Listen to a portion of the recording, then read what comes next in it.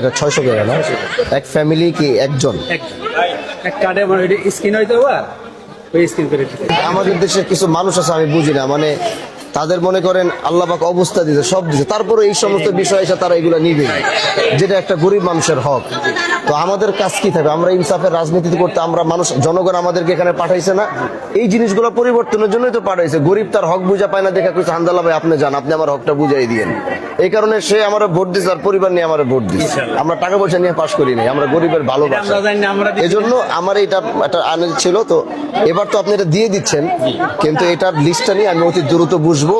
এখানে যেন কোনো ধরনের চাচা খালু মামাদের যে কাল্পনিক যে কার্ডগুলা মেম্বার পাশ করার জন্য যে কয়টা কার্ড দিয়ে রাখছে, দেখা গেছে ও একটু এলাকায় ইয়া করার জন্য ও নিজস্ব 10 জন ঢুকায়, 10টা ফ্যামিলি ঢুকায় রাখছে, 10টা ফ্যামিলির ভোট পাওয়ার জন্য, এগুলো আমরা নিরসন করতে চাই।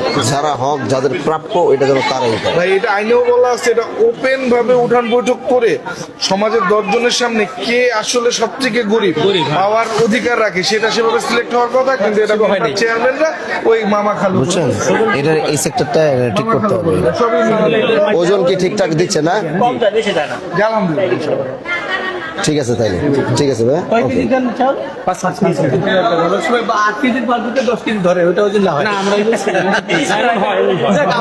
আমার অভিজ্ঞতা আমি শেয়ার করলাম।